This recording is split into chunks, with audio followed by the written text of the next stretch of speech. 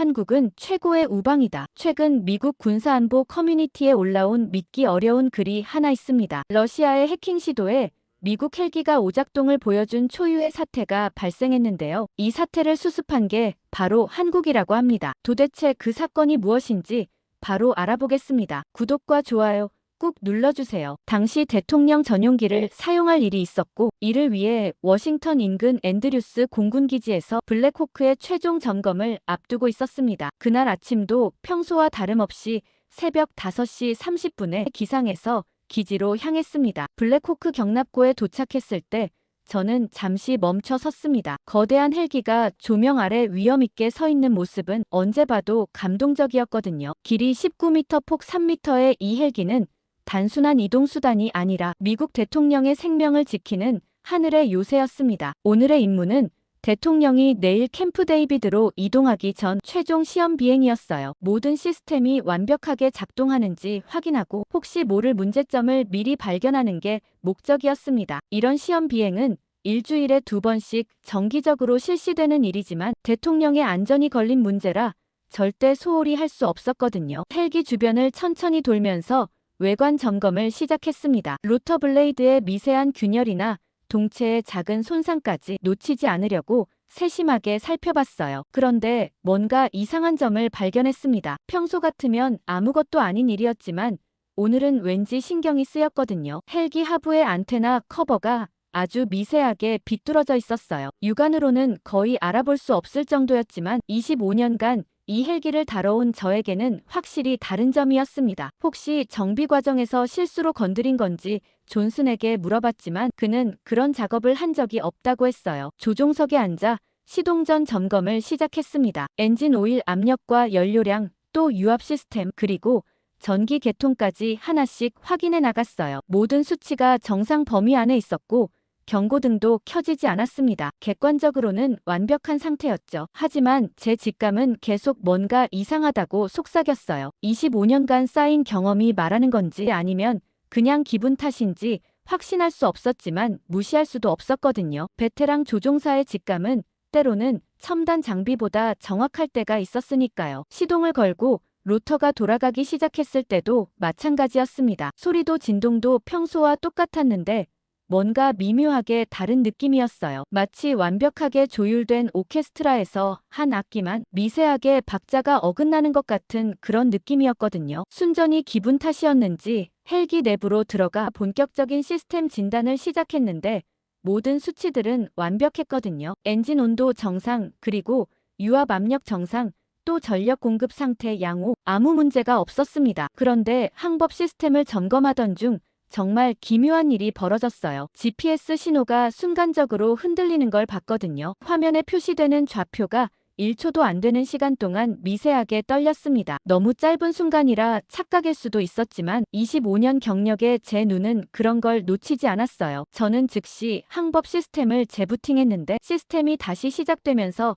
모든 수치가 정상으로 돌아왔어요. 하지만 석연치 않았습니다. GPS는 군용 암호화 신호를 사용하는데 이런 식으로 흔들릴 이유가 없었거든요. 마치 누군가 잠깐 신호를 건드렸다가 놓은 것 같은 느낌이었어요. 스스로 예민하다고 느낄 수 있겠지만 대통령이 타야 하는 전용기다 보니 어쩔 수 없었습니다. 그런데 이상한 점이 하나 더 있었어요. 관제탑과의 교신은 선명했지만 위성통신 링크 신호 강도가 평소보다 약간 낮았거든요. 수치상으로는 정상 범위였지만 제가 아는 평소 수준보다는 분명히 약했습니다. 이런 미세한 차이들이 하나둘 쌓이기 시작하니까 정말 불안해지기 시작했어요. 비행을 마치고 돌아와 아무래도 찜찜해서 점검을 다시 해달라고 부탁하고는 점심시간에 오랜 친구인 스콧 데이비스 중령을 만났어요. 스콧은 국방부 사이버 보안 팀에서 일하는 베테랑이었거든요. 카페테리아에서 커피를 마시며 오늘 아침에 겪은 이상한 증상들에 대해 이야기했습니다. 스콧의 표정이 점점 진지해지는 걸 봤어요. 스콧이 말하길 최근 몇 달 동안 군 시설에서 비슷한 미묘한 이상, 현상들이 간헐적으로 보고되고 있다는 거였어요. 특히 핵심 군사 장비들의 소프트웨어에서 설명하기 어려운 글리치들이 발생하고 있다고 했습니다. 대부분 너무 미세해서 일반적인 진단으로는 잡아낼 수 없는 수준이라고 하더라고요. 그런데 스콧이 정말 흥미로운 이야기를 해줬어요. 얼마 전 펜타곤에서 열린 비밀 브리핑에서 이런 미묘한 사이버 공격을 탐지할 수 있는 신기한 인물에 대한 보고가 있었다는 거였어요. 한국에서 온 어떤 젊은 해커가 기존 보안 전문가들이 놓친 침입 흔적들을 찾아내고 있다고 했거든요. 스콧의 설명에 따르면 그 한국인은 카이스트 출신으로 미국에서 박사 과정을 밟고 있는 대학원생이라고 했어요. 정말 천재적인 실력을 가지고 있다고 했습니다. 특히 기존 보안 도구들로는 탐지할 수 없는 고도로 은밀한 악성 코드를 찾아내는 능력이 뛰어나다고 하더라고요. 스콧이 말하길 그 한국인 학생은 일반적인 해킹 방식과는 완전히 다른 접근법을 사용한다고 했어요. 수치나 코드만 보는 게 아니라 시스템의 미묘한 행동 패턴 변화를 감지한다는 거였습니다. 정말 신기한 건 그 학생이 찾아내는 공격들이 대부분 국가급 해킹 조직의 소행이라는 점이었어요. 특히 러시아나 중국의 정보기관에서 개발한 것으로 추정되는 고급 악성 코드들을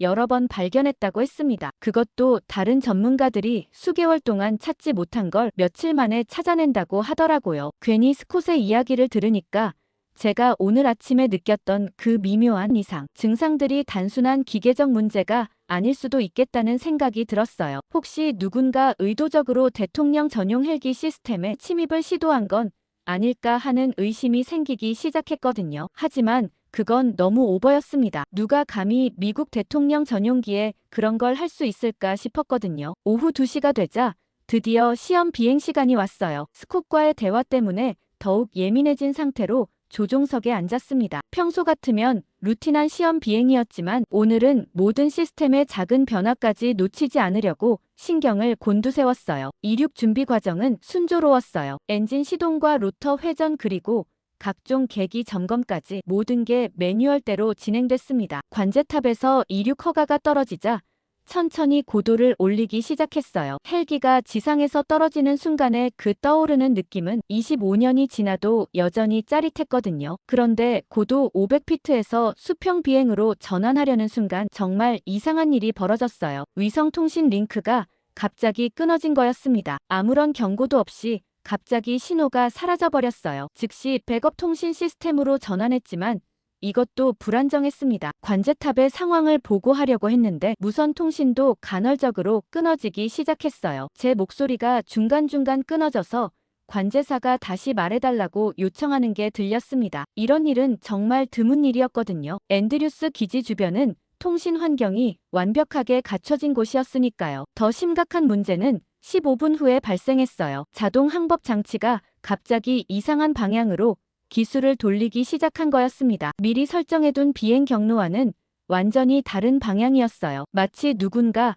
다른 목적지를 입력한 것처럼 행동했거든요. 즉시 수동 조종으로 전환했어요. 25년간 몸에 밴 반사신경 덕분에 큰 문제 없이 헬기를 원래 경로로 되돌릴 수 있었습니다. 하지만 등에 식은땀이 흘렀어요. 만약 대통령이 탑승한 상태에서 이런 일이 벌어졌다면 정말 위험한 상황이 될 수 있었거든요. 자동 항법 시스템을 다시 활성화해봤는데 이번에는 정상적으로 작동했어요. 하지만 믿을 수가 없었습니다. 몇 분 전까지 완전히 다른 방향으로 가려고 했던 시스템이 갑자기 정상으로 돌아온다는 게 말이 안 됐거든요. 나머지 시험 비행은 큰 문제 없이 마쳤지만 그 두 가지 사건이 계속 머릿속을 맴돌았어요. 통신 두절과 항법 시스템 오작동 둘 다 우연이라고 하기에는 너무 의심스러웠습니다. 착륙 후 즉시 정비팀장 존슨과 기지 사령관 톰슨 준장 그리고 보안 책임자 마크 윌슨 중령이 모였어요. 비상회의실에서 제가 겪은 상황을 자세히 보고했습니다. 존슨이 말하길 이런 종류의 오작동은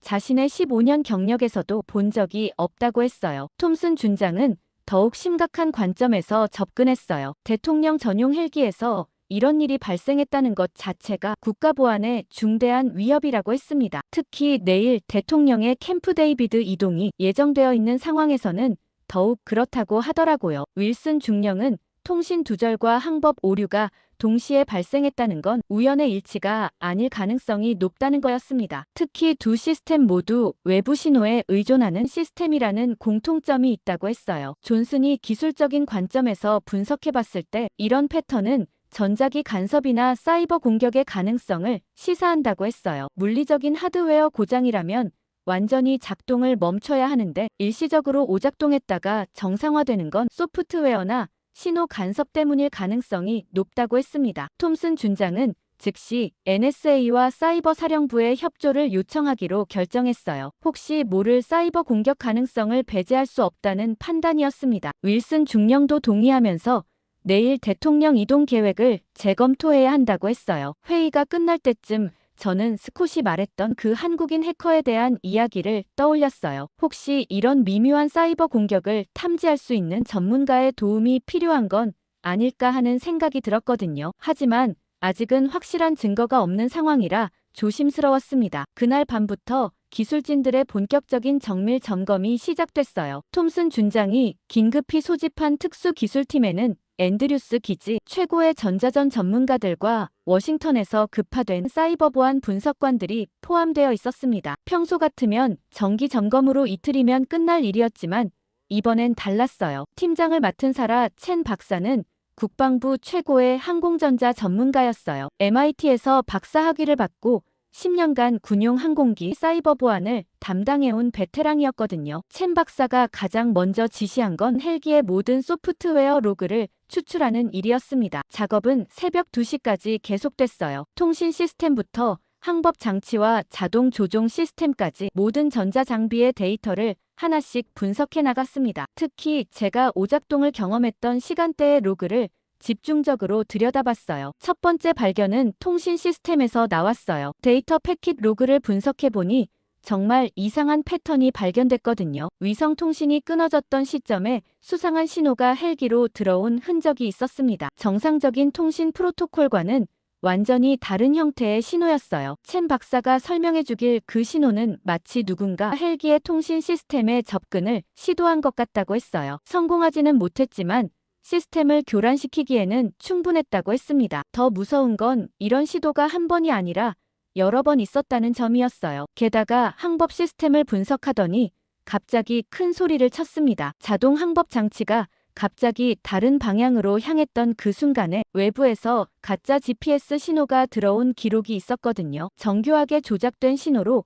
헬기의 위치를 속이려고 한 거였습니다. 기술팀의 전자전 전문가인 데이비드 리 중령이 분석해보니 이런 수준의 GPS 스푸핑은 일반인이 할 수 있는 게 아니라고 했어요. 군용 암호화된 GPS 신호를 조작하려면 국가급 기술력이 필요하다는 거였습니다. 그것도 대통령 전용 헬기의 주파수와 암호를 정확히 알고 있어야 가능한 일이라고 하더라고요. 누군가 헬기의 모든 시스템을 완벽하게 파악하고 있는 것 같다고 했어요. 통신 주파수와 항법 프로토콜 심지어 자동 조종 시스템의 취약점까지 모든 걸 알고 있었습니다. 이런 정보는 극소수의 사람들만 접근할 수 있는 최고 기밀이었어요. 첸 박사가 가장 우려하는 점은 공격자들이 실제로는 훨씬 더 많은 것을 할 수 있었을 거라는 점이었어요. 오늘은 단순히 시스템을 교란하는 수준에서 그쳤지만 원한다면 훨씬 치명적인 공격도 가능했을 거라고 했습니다. 마치 능력을 테스트해본 것 같다는 분석이었어요. 새벽 3시쯤 되어서야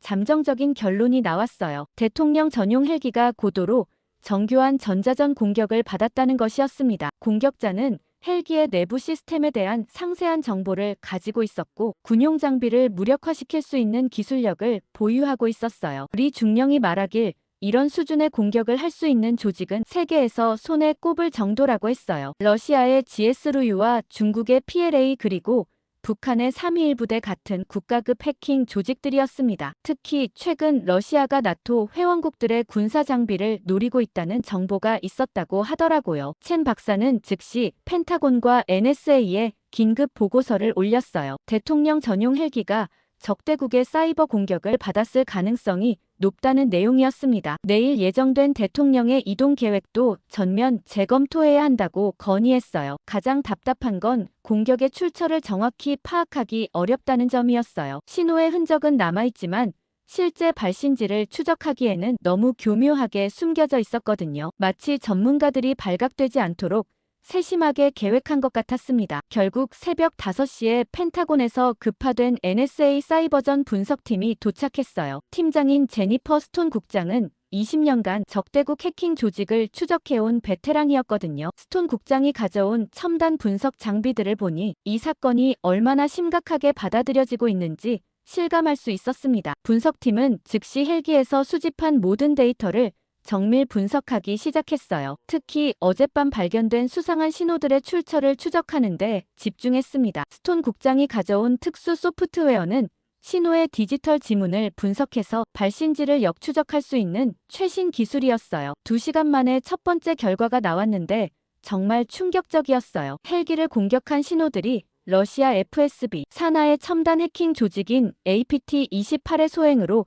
추정된다는 거였습니다. 이들은 서방 국가들의 핵심 방위 시설을 노리는 것으로 악명 높은 조직이었거든요. 스톤 국장의 설명에 따르면 APT-28은 최근 몇 년간 나토 회원국들의 군사 장비에 무기화된 악성 코드를 심는 작업을 계속해왔다고 했어요. 특히 항공기와 함정의 항법 시스템을 교란시키는데 특화되어 있다고 했습니다. 이번 대통령 전용 헬기 공격도 그들의 전형적인 수법과 일치한다고 하더라고요. 가장 무서운 건 이들이 사용한 악성 코드의 정교함이었어요. 기존 보안 시스템으로는 탐지가 거의 불가능한 수준의 은밀함을 자랑했습니다. 위성 통신을 교란하고 GPS 신호를 조작하는 동시에 흔적을 최소화하도록 설계되어 있었어요. 분석팀의 기술자인 마크 테일러가 설명해주길 이런 수준의 전자전 무기는 인공지능이 설계한 것으로 보인다고 했어요. 일반적인 해커가 만들 수 있는 코드가 아니라 국가급 연구소에서 수년간 개발한 결과물이라는 거였습니다. 특히 미군 장비의 약점을 정확히 파악하고 있다는 점이 섬뜩했어요. 다음 날 긴급 대책 회의가 열렸어요. 톰슨 준장과 윌슨 중령 그리고 첸 박사 또 스톤 국장 그리고 저까지 포함해서 총 5명이 모였습니다. 회의실 분위기는 정말 무거웠어요. 미국 대통령의 안전을 직접적으로 위협하는 사이버 공격이 현실이 된 거였거든요. 스톤 국장이 보고한 내용은 더욱 심각했어요. APT-28이 대통령 전용 헬기뿐만 아니라 에어포스원까지 노리고 있을 가능성이 높다는 거였습니다. 최근 몇 달간 대통령 관련 이동 수단들을 겨냥한 정찰 활동이 증가했다고 했어요. 그때 저는 스콧이 말했던 그 한국인 해커에 대한 이야기를 떠올렸어요. 기존 보안 전문가들이 놓친 미묘한 침입 흔적들을 찾아내는 특별한 능력을 가진 사람 말이에요. 혹시 이런 고도로 정교한 러시아 공격을 막을 수 있는 해법이 될 수도 있겠다는 생각이 들었거든요. 회의 중간에 조심스럽게 그 이야기를 꺼내봤어요. 한국에서 온 천재 해커가 이런 종류의 은밀한 사이버 공격을 탐지하는데 뛰어나다는 소문을 들었다고 말했습니다. 혹시 그런 전문가의 도움을 받아볼 수는 없을까 하고 제안해봤어요. 하지만 반응은 차가웠어요. 윌슨 중령은 대통령 전용 헬기의 보안 문제를 외국인에게 맡길 수는 없다는 거였어요. 아무리 동맹국이라고 해도 최고 기밀 사안에 외부인을 개입시키는 건 위험하다고 했습니다. 스톤 국장도 NSA에는 세계 최고 수준의 사이버 보안 전문가들이 있는데 굳이 외국인의 도움을 받을 이유가 없다고 했습니다. 오히려 정보 유출의 위험만 커질 뿐이라고 하더라고요. 현재로서는 미군 자체 전력으로 문제를 해결하는 게 최선이라고 판단한다고 했습니다. 외부 도움은 정말 마지막 수단으로만 고려하겠다고 하더라고요. 저는 좀 실망했지만 그들의 입장도 이해할 수 있었어요. 대통령의 안전이 걸린 문제에서 보안을 최우선으로 생각하는 건 당연한 일이었거든요. 하지만 마음 한구석에서는 우리만으로는 이 정교한 러시아 공격을 막기 어려울 수도 있다는 불안감이 계속 맴돌았습니다. 회의 결과 일단은 기존 방어 체계를 강화하고 추가적인 보안 조치를 취하기로 결정됐어요. 회의가 끝나고 각자 임무에 돌아간 후 NSA 분석팀은 본격적인 악성 코드 해독 작업에 들어갔어요. 스톤 국장이 가져온 최신 분석 도구들을 총동원해서 러시아가 심어놓은 코드의 정확한 구조를 파악하려고 했습니다. 저도 조종사 입장에서 기술적인 부분을 설명하기 위해 분석실에 남아 있었어요. 테일러가 코드를 하나씩 분해해가면서 드러난 진실은 정말 충격적이었어요. 이건 단순한 교란용 프로그램이 아니라 완전한 무기화된 사이버 공격 도구였거든요. 헬기의 모든 핵심 시스템을 마비시킬 수 있도록 설계된 진짜 살상 무기였습니다. 가장 무서운 부분은 다단계 공격 메커니즘이었어요. 첫 번째 단계에서는 위성 통신을 교란해서 지상과의 연락을 차단하고 두 번째 단계에서는 항법 시스템을 조작해서 헬기를 원하는 곳으로 유도한다는 거였습니다. 마지막 단계에서는 자동 조종 시스템을 완전히 장악해서 추락시킬 수도 있었어요. 첸 박사가 분석한 결과에 따르면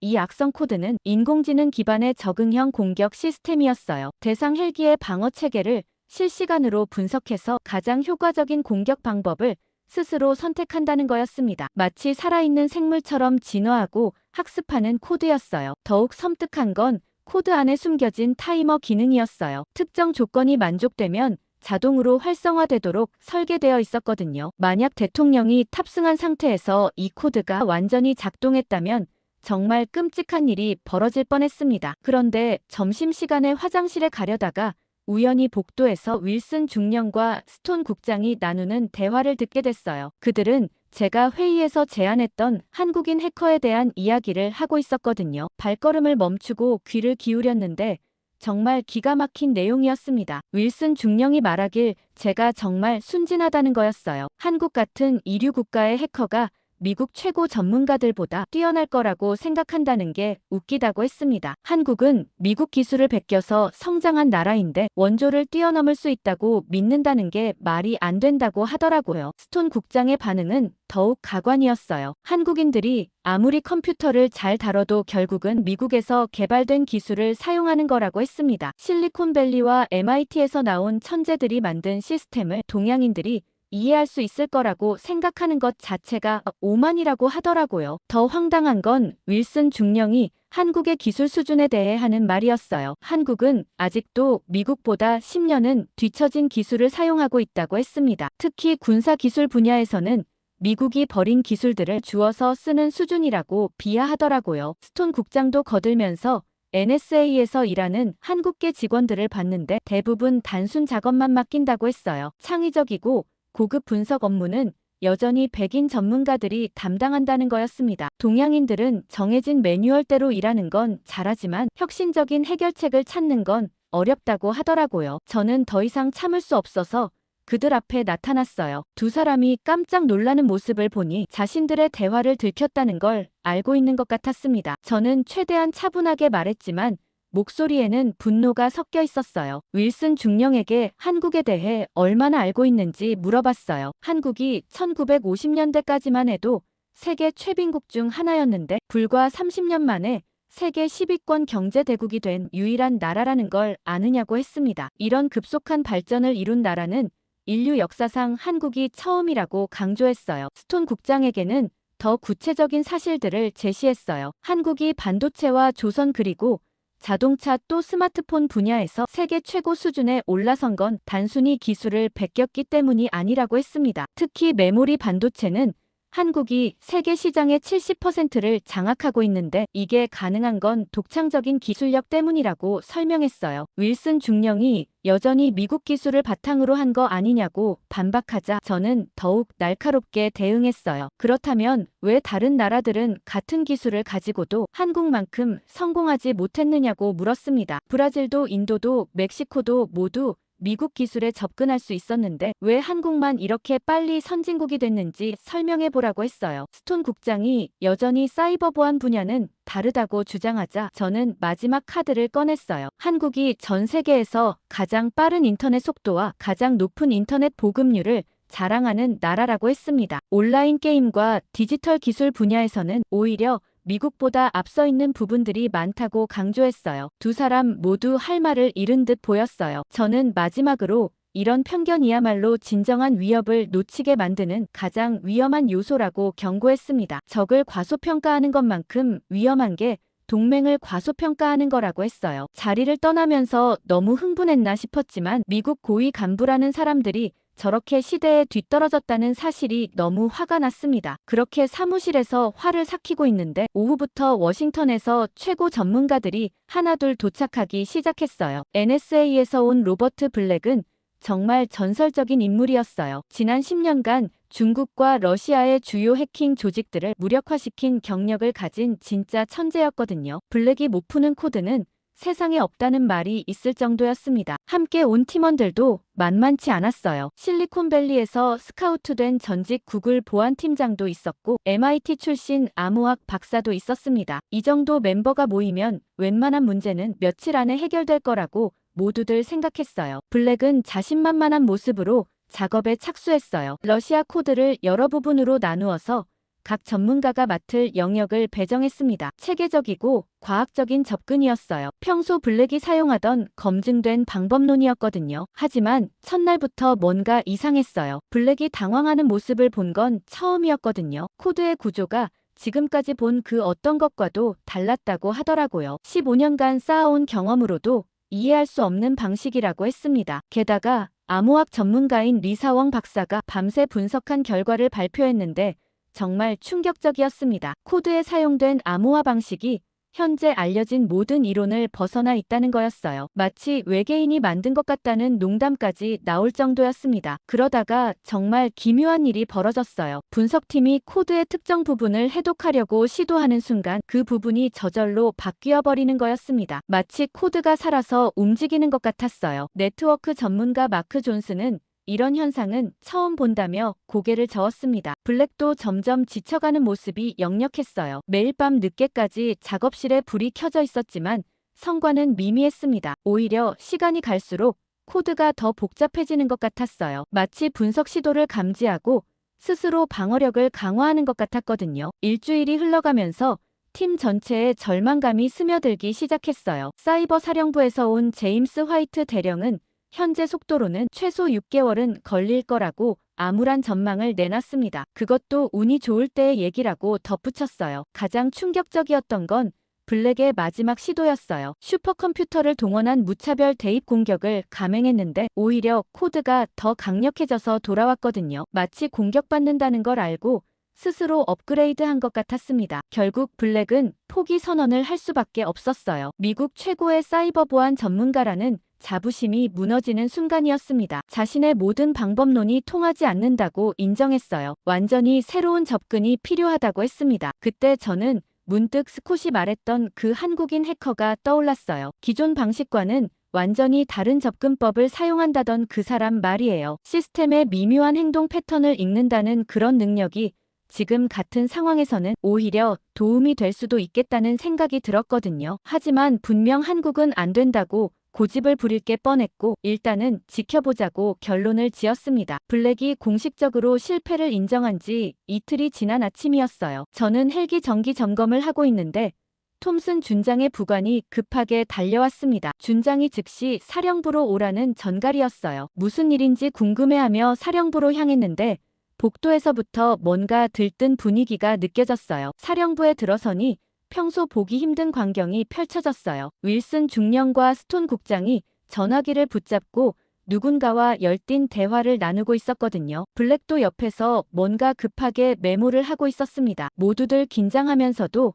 기대에 찬 표정이었어요. 톰슨 준장이 저를 보자마자 놀라운 소식을 알려줬어요. 메릴랜드 대학교의 컴퓨터 공학과 교수 한 명이 갑자기 연락을 해왔다는 거였습니다. 러시아 악성 코드의 일부분을 해독했다는 믿기 어려운 소식이었어요. 미국 최고 전문가들이 포기한 그 코드를 말이에요. 처음에는 모두들 농담인 줄 알았다고 했어요. NSA 최고팀이 10여일 동안 매달려도 못 푼 걸 대학 연구실에서 풀었다는 게 말이 안 됐거든요. 하지만 그 교수가 보내온 분석 자료를 보고 나서는 모든 게 달라졌습니다. 교수 이름은 데이비드 리였어요. 존스 홉킨스 대학에서 박사학위를 받고 10년간 사이버 보안 연구를 해온 인물이었습니다. 특별히 유명한 사람은 아니었지만 학계에서는 나름 인정받는 연구자였어요. 그런데 그가 보내온 자료의 수준이 정말 놀라웠다고 했습니다. 스톤 국장이 설명해주길 리 교수가 발견한 건 코드의 핵심 알고리즘이 아니라 그것을 보호하는 외부 쉘 부분이라고 했어요. 하지만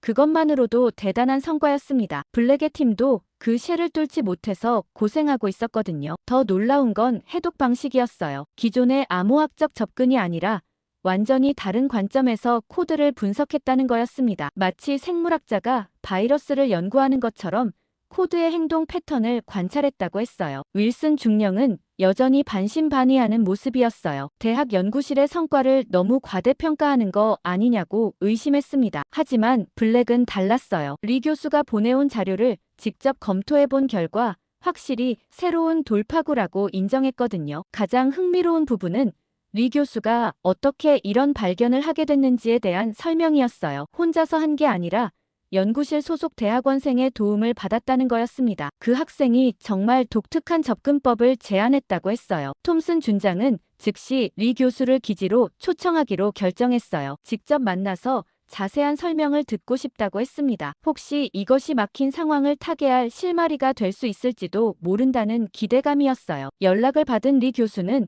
기꺼이 응하겠다고 했어요. 다만 한 가지 조건이 있었습니다. 실제 분석 작업을 담당한 대학원생도 함께 데려가고 싶다는 거였어요. 그 학생이 없으면 자신도 제대로 설명하기 어렵다고 했습니다. 블랙은 그 제안에 긍정적이었어요. 누가 했든 상관없이 결과가 중요하다고 했습니다. 실제로 코드를 분석한 사람의 직접적인 설명을 듣는 게 가장 효율적이라고 판단했어요. 하지만 스톤 국장은 보안상 우려를 표명했어요. 대학원생이라는 신원불명의 인물을 군사기밀이 관련된 작업에 참여시키는 게 적절한지 의문이라고 했습니다. 최소한 신원 조회는 철저히 해야 한다고 주장했어요. 결국 타협점을 찾았어요. 리 교수와 그 대학원생 모두 임시 보안 허가를 받은 후 제한된 범위 내에서만 협력하기로 한 거였습니다. 전체 코드에 대한 접근은 차단하고 오직 해독된 부분에 대해서만 논의하기로 했어요. 그날 오후 리 교수로부터 다시 연락이 왔어요. 내일 오전에 대학원생과 함께 기지를 방문하겠다는 확답이었습니다. 그리고 추가로 흥미로운 정보도 알려줬어요. 그 대학원생이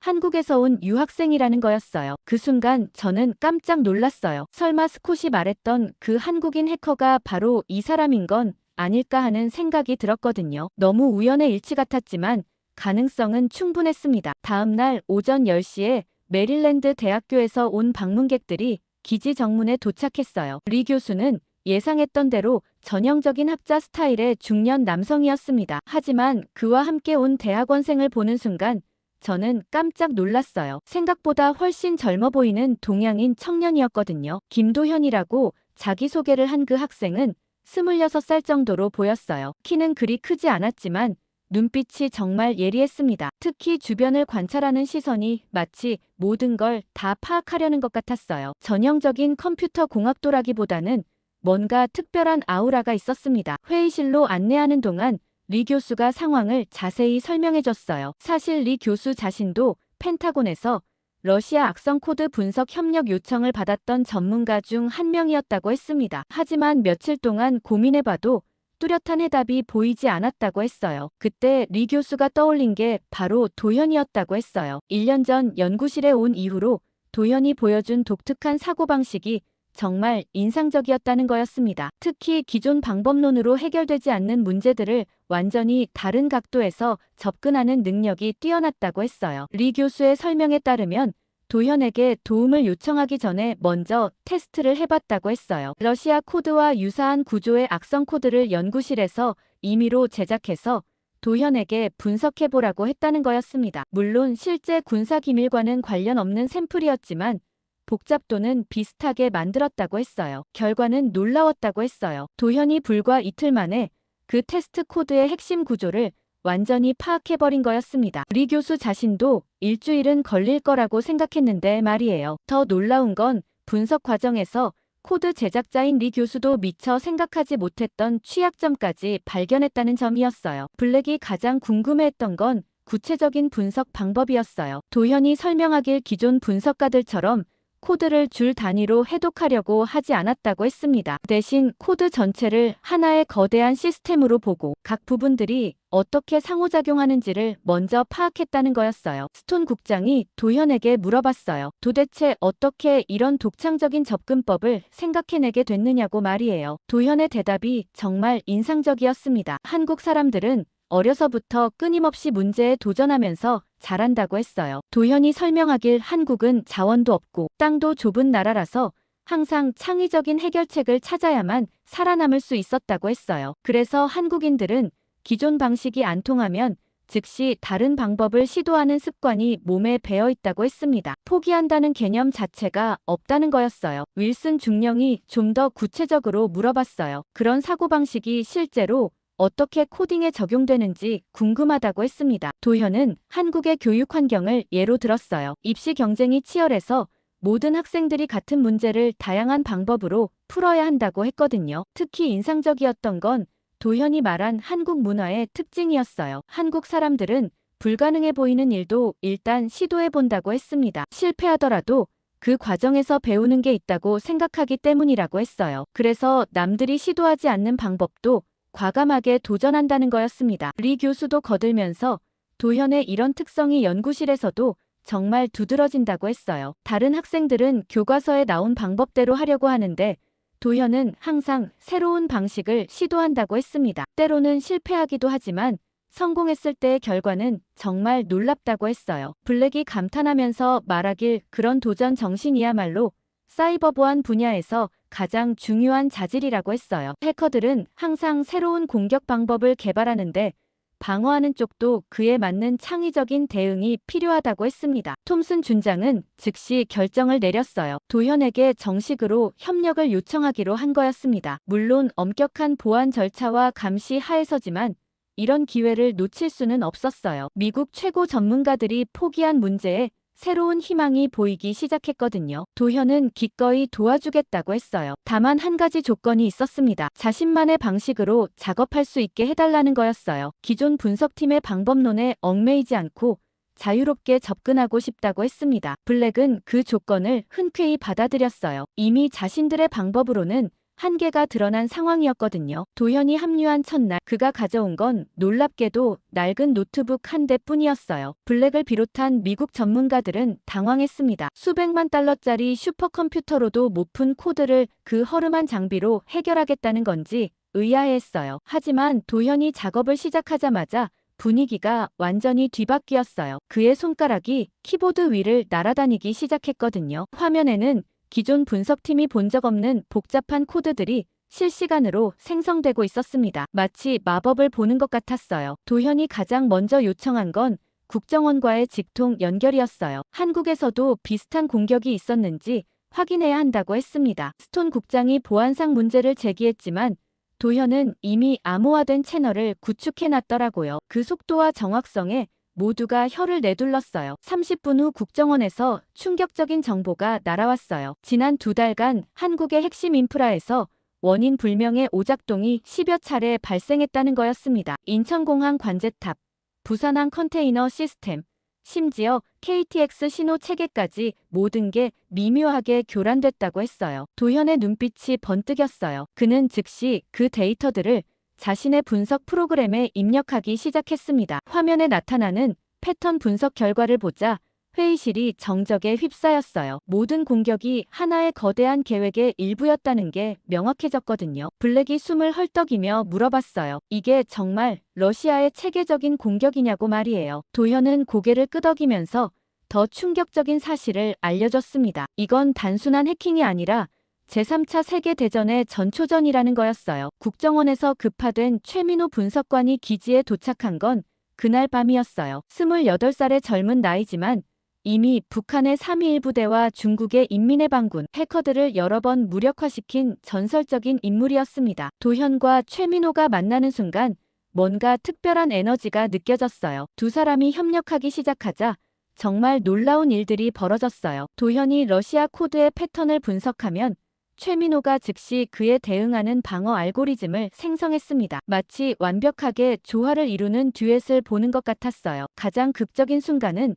자정을 넘긴 시점에 찾아왔어요. 도현이 갑자기 소리를 질렀습니다. 러시아 코드의 핵심 구조를 발견했다는 거였어요. 화면에 나타난 건 믿기 어려운 광경이었습니다. 수백 개의 서버가 전 세계에 퍼져 있으면서 거대한 네트워크를 형성하고 있었어요. 최민호가 즉시 역추적을 시작했어요. 그의 손가락이 키보드를 두드리자 화면에는 실시간으로 러시아 해커들의 위치가 표시되기 시작했습니다. 모스크바, 상트페테르부르크, 노보시비르스크까지 러시아 전역에 퍼져 있는 해킹 기지들이 하나씩 드러났어요. 블랙이 경악하며 외쳤어요. 이런 규모의 사이버 공격 네트워크는 본 적이 없다고 말이에요. 러시아가 정말 전쟁을 준비하고 있는 것 같다고 했습니다. 도현도 동의하면서 더욱 충격적인 사실을 밝혔어요. 공격 대상이 미국과 한국만이 아니라는 거였어요. 최민호가 발견한 타겟 리스트는 정말 섬뜩했어요. 일본의 신칸센, 영국의 지하철, 프랑스의 고속철도,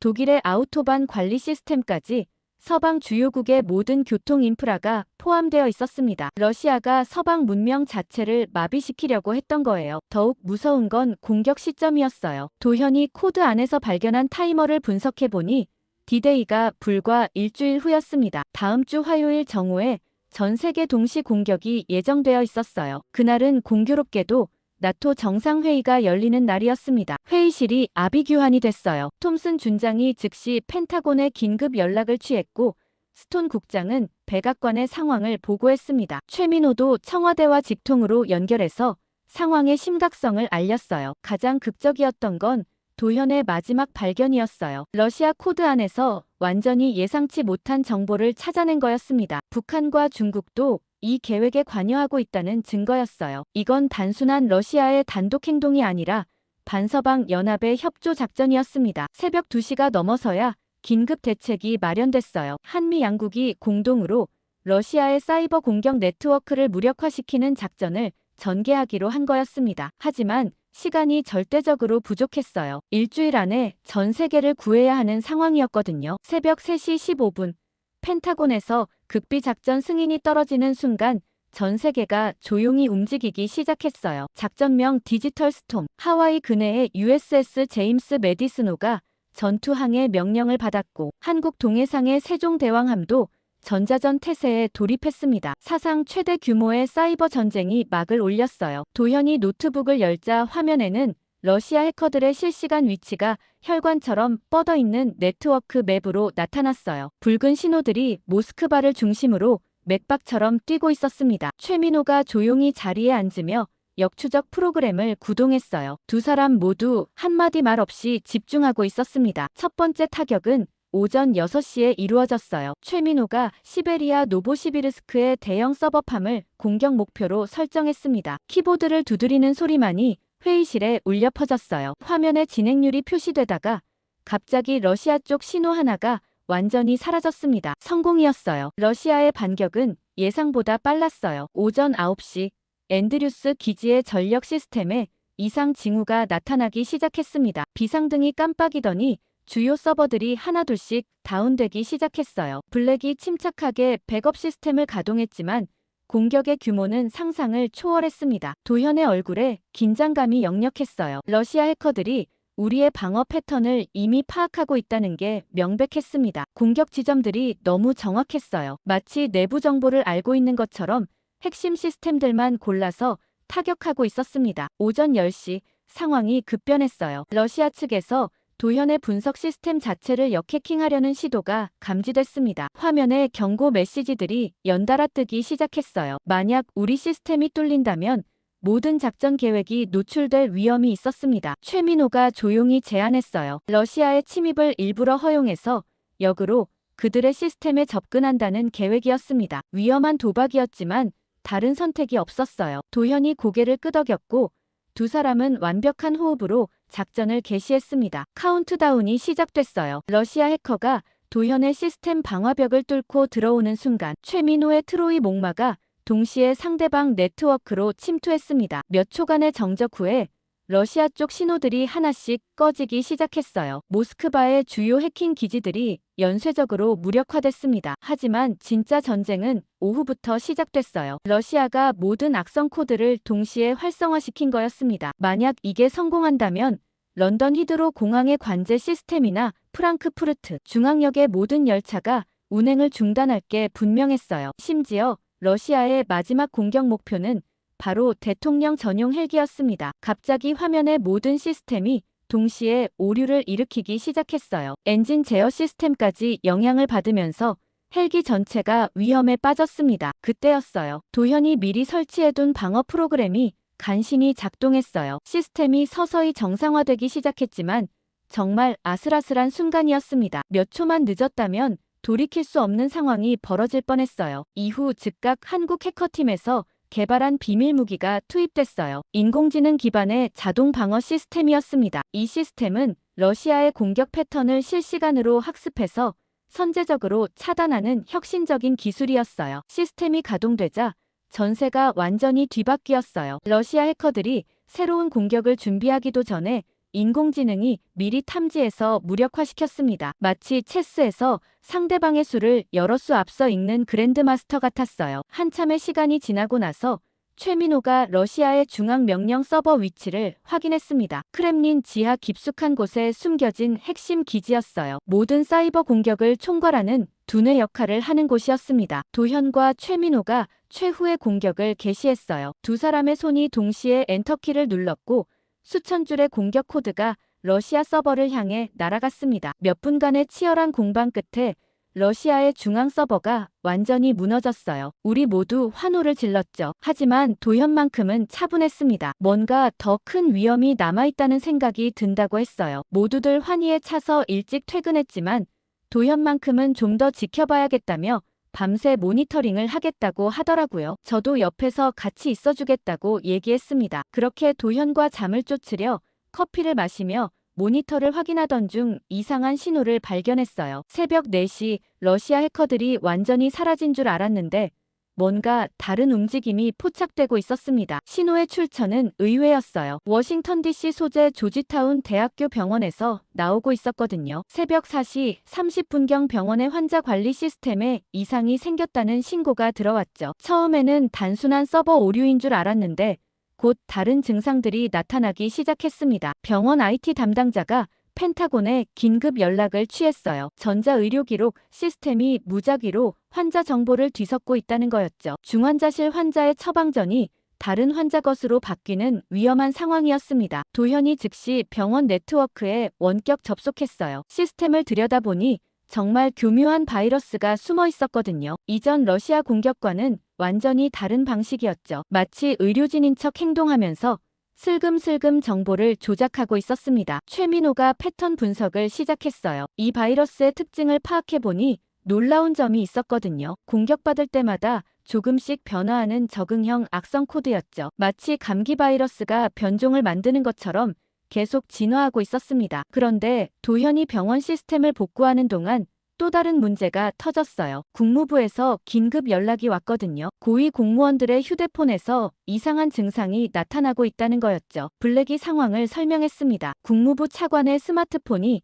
갑자기 이상한 앱들을 설치하기 시작했다는 거였어요. 본인은 전혀 모르는 사이에 말이죠. 더 심각한 건 그 앱들이 연락처와 문자 메시지를 외부로 전송하고 있었다는 점입니다. 최민호가 추가 조사를 해보니 더 큰 문제가 드러났어요. 이미 백악관과 국방부 직원들 중 10여 명의 폰이 감염된 상태였거든요. 러시아가 몇 주 전부터 차근차근 개인 기기들을 노리고 있었던 거였죠. 가장 심각했던 건 대통령 보좌관의 폰도 감염됐다는 사실입니다. 대통령 일정표와 회의록 일부가 이미 러시아로 유출됐을 가능성이 높았어요. 톰슨 준장이 즉시 비상회의를 소집했거든요. 도현이 대응 방안을 제시했죠. 감염된 폰들을 일시에 차단하는 대신 역으로 이용하자는 아이디어였습니다. 러시아가 정보를 빼가는 것처럼 보이게 하면서 실제로는 가짜 정보를 흘려보내는 거였어요. 작전이 시작됐습니다. 도현팀이 만든 가짜 회의록과 허위 일정들이 감염된 폰들을 통해 러시아로 전송되기 시작했죠. 러시아 해커들은 진짜 기밀을 손에 넣었다고 믿고 있었습니다. 이틀 후 진짜 신의 한 수가 나왔어요. 러시아가 가짜 정보를 바탕으로 새로운 공격을 계획하는 과정에서 그들의 진짜 기지 위치가 노출된 거였거든요. 최민호가 역추적을 통해 모스크바 외곽의 비밀 시설을 발견할 수 있었죠. 한국에서 개발한 최신 방어 알고리즘이 마침내 위력을 발휘했습니다. 러시아의 모든 공격 경로를 차단하고 그들의 바이러스를 무력화시키는데 성공했어요. 정말로 위기 때마다 나타난 신의 한 수였습니다. 그렇게 러시아 해커들의 마지막 공격이 무력화된 지 사흘이 지났어요. 대통령 전용 헬기의 모든 시스템이 완벽하게 복구됐다는 최종 점검 결과가 나왔죠. 이제 정말 마지막 단계인 실제 시험 비행만 남아있었습니다. 제기 경납고에서 헬기를 점검하고 있을 때 도현과 최민호가 찾아왔어요. 제게 표정은 이전과 달리 자신감이 넘쳤죠. 지난 몇 주간 한국팀과 함께 일하면서 그들의 실력을 완전히 신뢰하게 됐거든요. 도현이 제게게 이번 비행에서는 특별한 모니터링 시스템을 가동할 거라고 설명했습니다. 실시간으로 모든 전자 시스템을 감시하면서 혹시 모를 간섭 신호를 즉시 탐지할 수 있는 장비였어요. 하지만 사실 이번에는 그런 장비가 필요하지도 않을 것 같았죠. 오전 10시 시험 비행이 시작됐습니다. 제기 헬기를 이륙시키는 순간부터 모든 것이 완벽했어요. 엔진 소리도 부드럽고 조종 반응도 정확했죠. 펜타곤 작전실에서 지켜보던 도현과 최민호의 얼굴에도 미소가 번졌어요. 1시간 동안 진행된 비행은 정말 완벽했습니다. 워싱턴 상공을 한 바퀴 돌고 백악관 위를 지나서 다시 앤드류스 기지로 돌아오는 전 과정에서 단 한 번의 오류도 없었어요. 모든 전자 시스템이 완벽하게 작동했죠. 착륙 후 경납고에서 제기 헬기에서 내리자마자 도현과 최민호에게 달려왔어요. 정말 놀라운 일이라며 연신 감탄했죠. 한국 기술자들의 끈기와 실력이 아니었다면 절대 불가능했을 거라고 말했어요. 블랙도 진심으로 감탄하는 표정이었습니다. 자신이 30년간 항공 분야에서 일했지만 이렇게 완벽한 복구 작업은 처음 본다고 했어요. 특히 한국팀의 세심함과 끈질긴 노력에 깊은 인상을 받았다고 덧붙였죠. 오후에 열린 최종 회의에서 톰슨 준장이 공식적으로 미션 완료를 선언했어요. 그러면서 이번 사건의 진짜 영웅은 한국에서 온 김도현과 최민호라고 명시했습니다. 한국의 기술력과 협력 정신이 아니었다면 미국이 큰 위기에 빠졌을 거라고 강조했죠. 대통령도 화상회의로 참석해서 직접 감사 인사를 전했어요. 한국 덕분에 목숨을 구했다며 진심 어린 고마움을 표현했습니다. 또한 이번 일을 계기로 한미 간 사이버 보안 협력을 더욱 강화하겠다고 약속했어요. 회의실에 참석한 대부분의 미국 관계자들이 한국 팀에게 박수를 보냈습니다. 처음에는 한국 기술을 의심했던 사람들도 이제는 완전히 마음을 바꾼 상태였어요. 몇몇은 한국의 IT 기술이 세계 최고 수준이라고 인정하기도 했죠. 하지만 한 사람만은 달랐어요. 국방부 사이버 보안 담당 부차관인 리처드 스미스였습니다. 그는 여전히 못마땅한 표정으로 앉아 있었어요. 한국의 도움을 받았다는 사실 자체가 자존심 상하는 일이라고 생각하는 것 같았죠. 스미스가 회의 마지막에 발언을 요청했어요. 이번 일은 분명 성공적으로 끝났지만 앞으로는 미국 자체 기술로 이런 문제들을 해결해야 한다고 주장했습니다. 외국에 의존하는 건 국가 안보상 바람직하지 않다는 게 그의 논리였어요. 톰슨 준장이 스미스의 발언을 정중하게 반박했습니다. 동맹국과의 협력이야말로 진짜 국가 안보를 강화하는 길이라고 말했어요. 특히 한국 같은 믿을 만한 파트너와 함께 일하는 건 미국에게도 큰 도움이 된다고 강조했죠. 도현과 최민호는 스미스의 반응을 보면서도 개의치 않는 표정이었어요. 이미 결과로 모든 걸 증명했으니까요. 앞으로 한미 협력이 더욱 강화될 거라는 확신이 있었습니다. 회의가 끝난 후 잭이 다시 한번 한국팀에게 개인적인 감사 인사를 전했어요. 정말 프로페셔널한 팀워크를 보여줬다며 언제든 다시 함께 일하고 싶다고 말했습니다. 최종 회의가 끝난 다음 날 도현과 최민호는 백악관으로 비공식 초청을 받았어요. 극비 인사라고 해서 무슨 일인지 궁금했죠. 시크릿 서비스의 안내를 받아 백악관 지하에 있는 특별회의실로 향했습니다. 회의실에는 대통령과 국가안보보좌관, 그리고 국방장관만 참석해 있었어요. 평소라면 절대 볼 수 없는 최고 위급 인사들이었죠. 대통령이 직접 일어서서 두 사람을 맞이하는 모습이 인상적이었어요. 대통령이 이번 일에 대한 진심 어린 감사를 표현했습니다. 공식적으로는 발표할 수 없지만 김도현과 최민호, 그리고 한국 정부의 협력이 미국을 구했다고 말했어요. 만약 대통령 전용 헬기가 추락했다면 돌이킬 수 없는 재앙이었을 거라고 덧붙였죠. 국가안보보좌관이 특별한 제안을 했어요. 한미 간 사이버 방어 협력을 대폭 강화하자는 거였습니다. 기존의 형식적인 정보 공유를 넘어서 실시간으로 위기 상황에 공동 대응할 수 있는 시스템을 구축하자는 아이디어였어요. 도현이 그 제안에 적극 동의한다고 답했습니다. 이번 사건을 통해 사이버 위협은 국경을 넘나드는 문제라는 걸 확실히 깨달았다고 말했어요. 한국과 미국이 함께 힘을 모으면 어떤 위협도 막아낼 수 있을 거라고 확신한다고 덧붙였죠. 그때 최민호가 조심스럽게 말을 꺼냈어요. 자신도 한마디 하고 싶다고 말했습니다. 대통령이 고개를 끄덕이며 들어보라고 했죠. 최민호가 천천히 자신의 이야기를 시작했어요. 자신이 15살 때 가족과 함께 미국으로 이민을 왔다고 말했습니다. 아버지가 IT 엔지니어였는데 더 나은 기회를 찾아 미국에 온 거였어요. 하지만 현실은 생각보다 훨씬 어려웠다고 털어놨죠. 고등학교 시절이 가장 힘들었다고 했어요. 영어가 서툴러서 수업을 따라가기도 어려웠고 아시아계라는 이유로